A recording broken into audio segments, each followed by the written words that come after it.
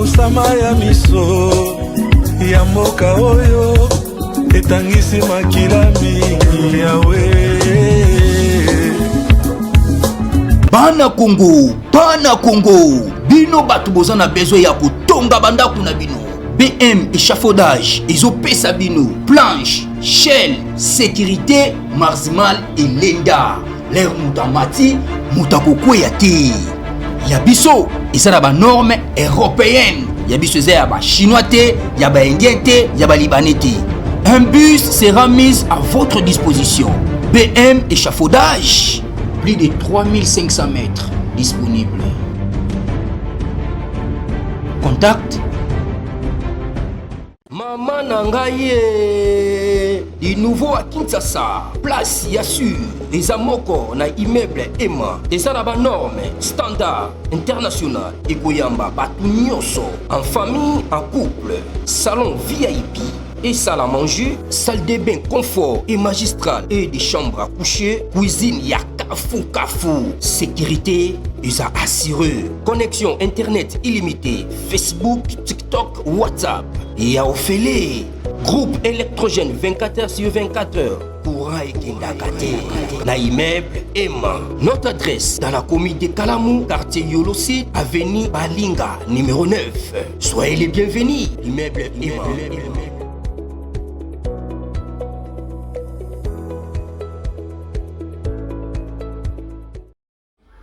Bonjour, bonsoir à vous fidèles internautes, bienvenue dans ce nouveau numéro. Il y a magazine Nabino Bomesana Kolanda, Christian chez vous, magazine et pas Iwapi, Topé Sakabino ba actualité en temps réel. Alors, déjà comme d'habitude, vous s'abonnez déjà massivement, vous likez et puis vous partagez. En tout cas, comme vous le savez, ou soit comme vous pouvez le constater, ces derniers temps, la situation Oyo Ezali ko prévoir Kunana na Est et la République démocratique du Congo, ils ont continué à changer toujours tournure. Donc, avancée très significative, ils ont se faire sentir.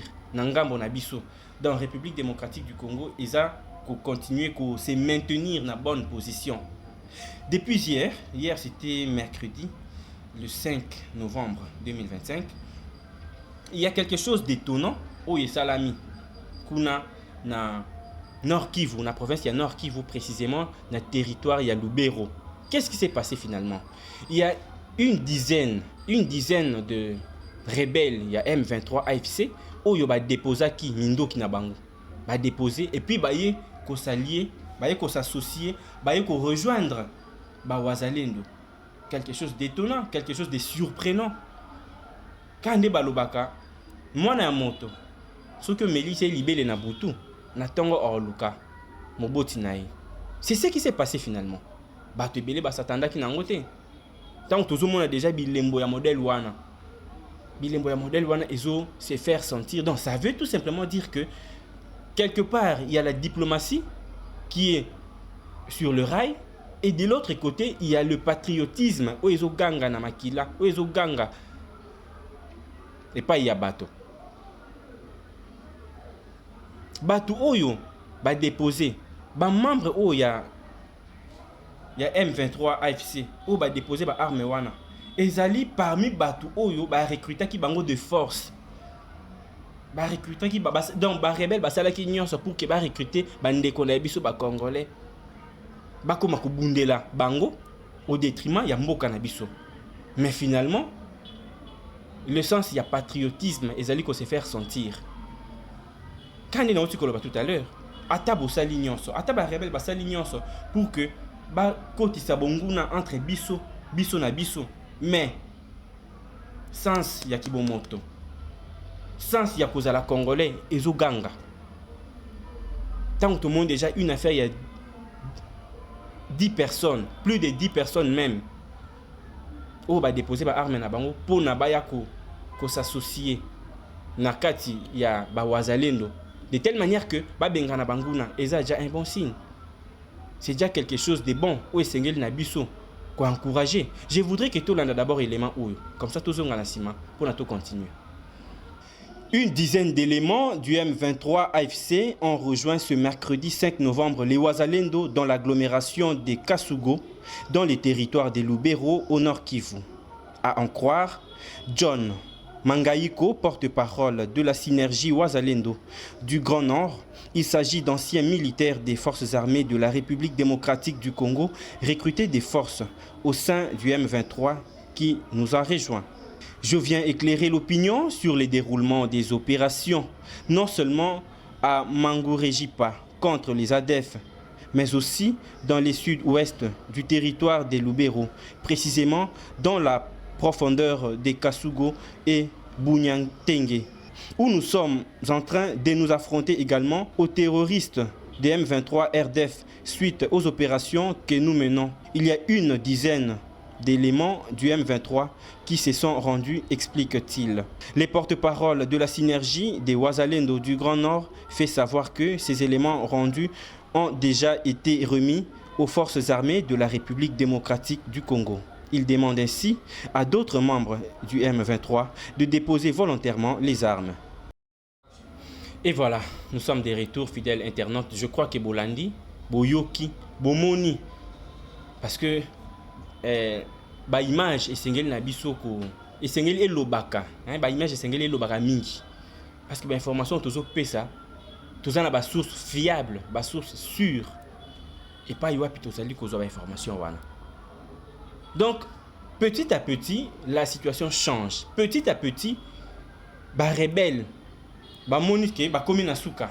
Petit à petit RDC azo récupérer o ezalaki ya ye oyo banguna babotolaki oyo ba ennemi babotolaki nde balobaka quelle que soit la durée de la nuit le soleil finira toujours par apparaître.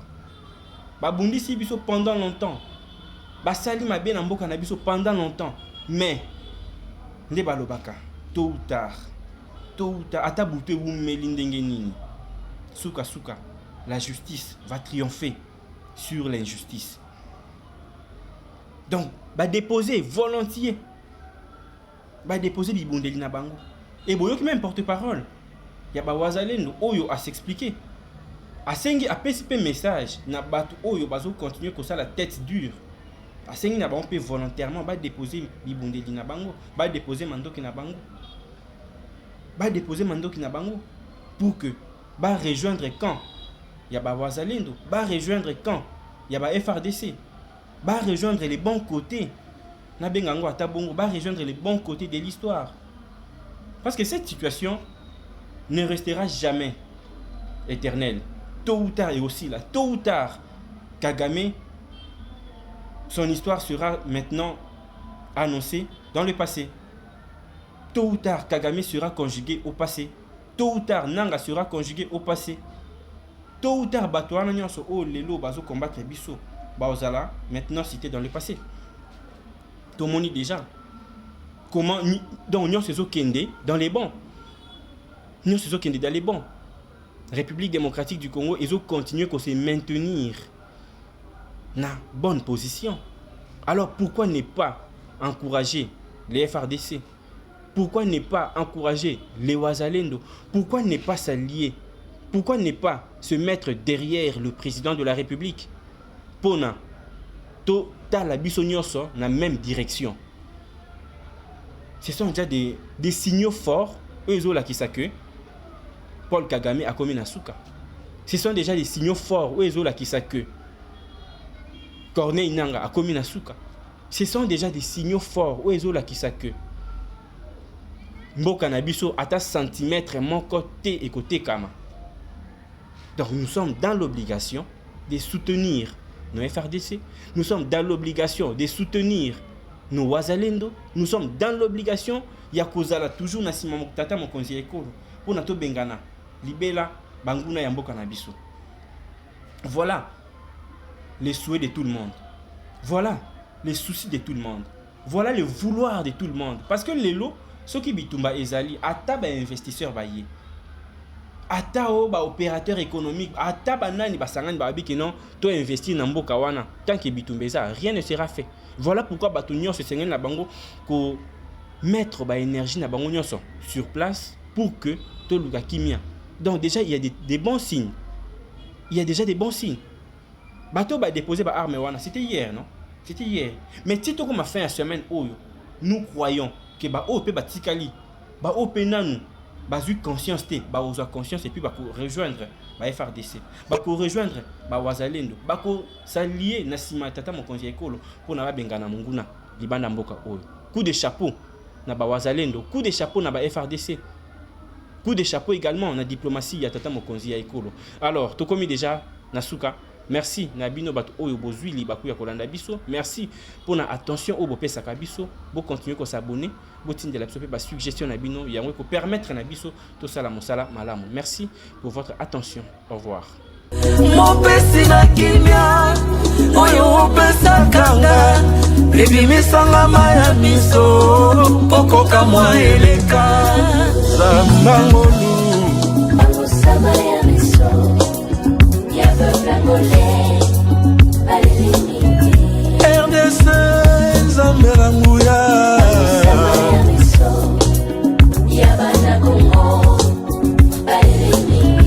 Bangusa ya Kongo Bangusama ya miso ya mboka oyo etangisi makila mingi yawe